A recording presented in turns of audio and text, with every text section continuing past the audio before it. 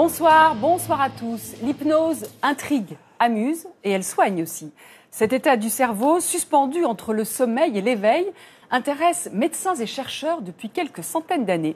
Nous vous en avons déjà parlé dans ce magazine. L'hypnose est entrée dans les hôpitaux où certaines opérations se pratiquent déjà sans anesthésie.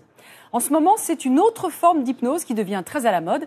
Elle se pratique dans les salles de spectacle, s'est transformée en jeu pour la télévision et elle fait un tabac.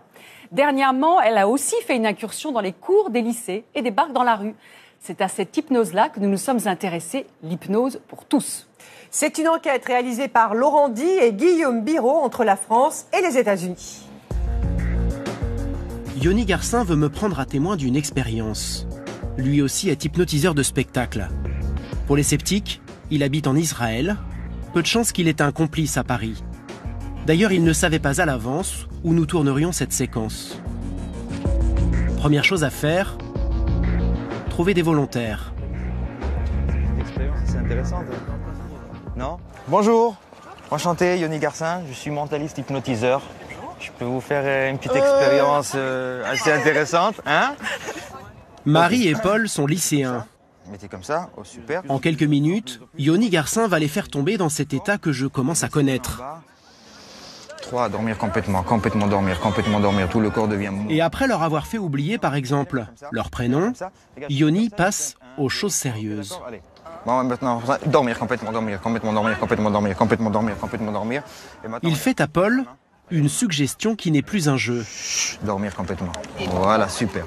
Je vais marcher loin dans la rue et je vais passer, tu vas m'appeler. Comme si tu m'as jamais vu, tu m'as jamais rencontré.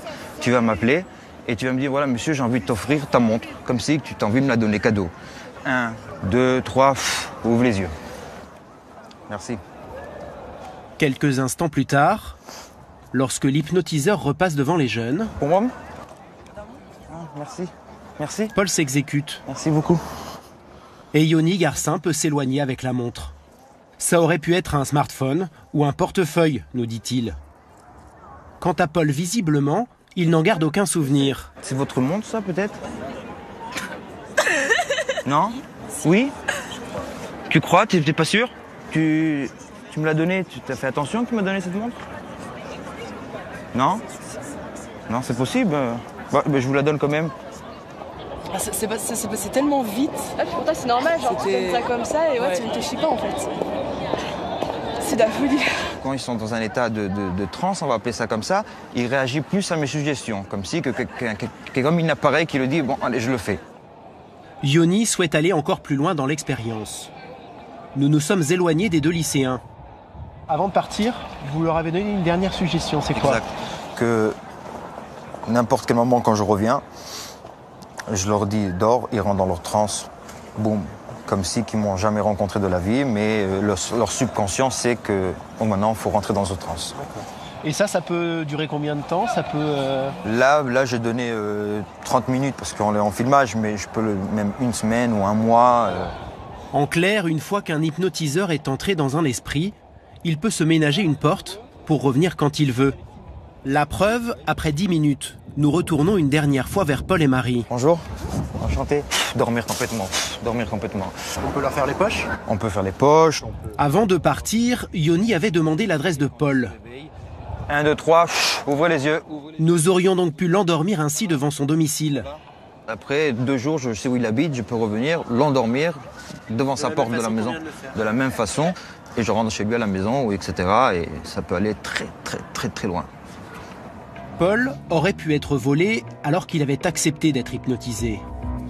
Je vais montrer à Yoni une vidéo filmée en Angleterre. Un gérant de supérette, l'homme à la chemise blanche, se fait vider les poches par un pickpocket, celui qui a la veste en cuir noir. Ah, il a pris son porte-monnaie. La victime assure qu'elle n'a pas été hypnotisée.